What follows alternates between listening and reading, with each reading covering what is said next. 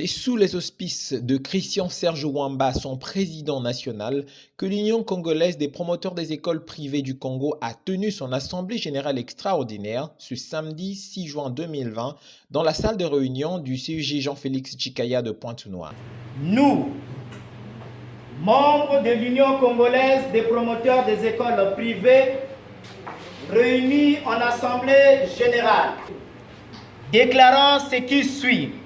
Du communiqué final sanctionnant les travaux, les promoteurs ont indiqué que, conformément au discours du président de la République, toutes les écoles qui présentaient des candidats aux examens d'État étaient maîtrisées par la tutelle. En référence au discours de son Excellence, M. Denis Sassou Nguesso, président de la République du Congo, chef de l'État, faisant état de l'état d'urgence sanitaire sur toute l'étendue du territoire national et de la mise en place d'un plan d'aide pour une prise en charge des promoteurs des structures socio-économiques de notre pays. Dans les termes ci-après, nous allons tous combattre pour que le pays reste debout et poursuive sa marche vers le développement. Une aide directe aux entreprises et aux acteurs maîtrisés du secteur informel se trouvant dans des situations financières critiques. Fin de citation.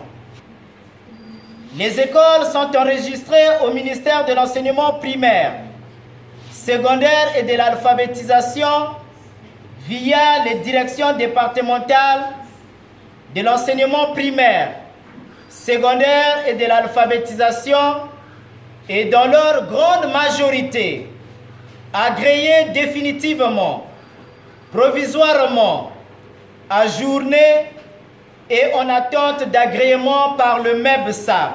C'est donc pour conclure que ces écoles sont maîtrisées. Pour les promoteurs membres de l'UCOPEP, l'exigence d'un dossier sélectif n'a qu'un seul but, écarter un grand nombre des écoles privées de l'aide gouvernementale.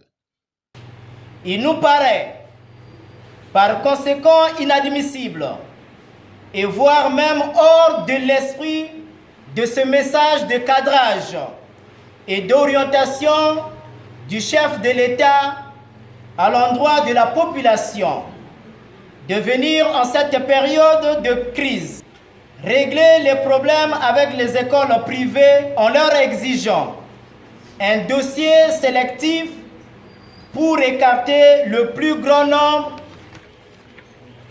d'écoles de la liste des écoles à prendre en charge par l'État congolais.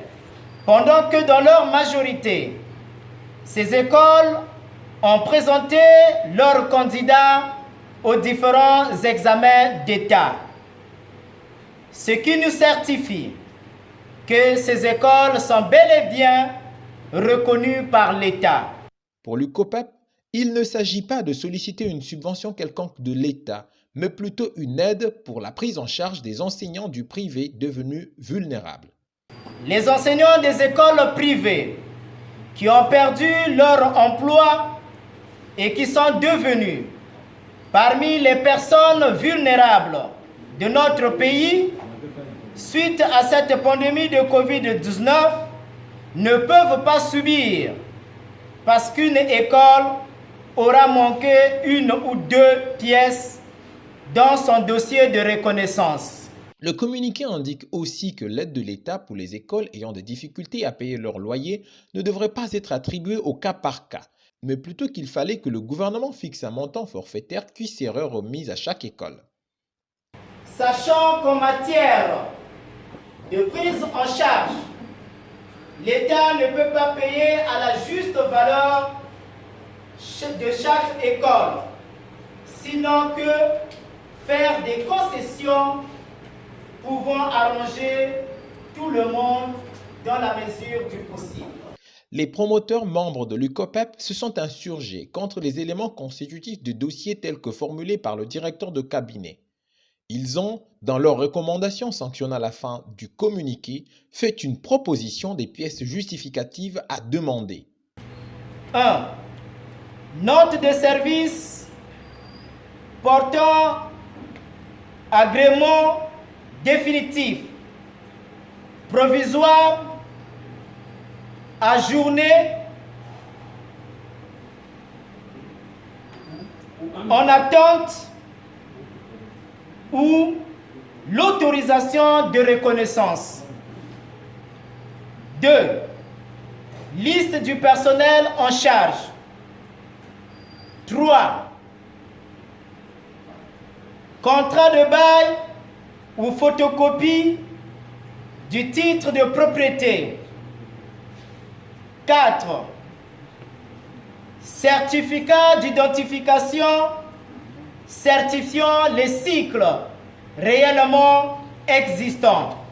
Pour les enseignants du primaire, les promoteurs préconisent la prise en compte du SMIC et pour ceux du collège, l'application d'un barème forfaitaire pour leurs prestations. Le paiement aussi à un montant forfaitaire fixé par la tutelle des agents des équipes de maîtrise par école. La grande inconnue reste l'appréciation que le gouvernement fera de cette déclaration qui tend à engager un bras de fer.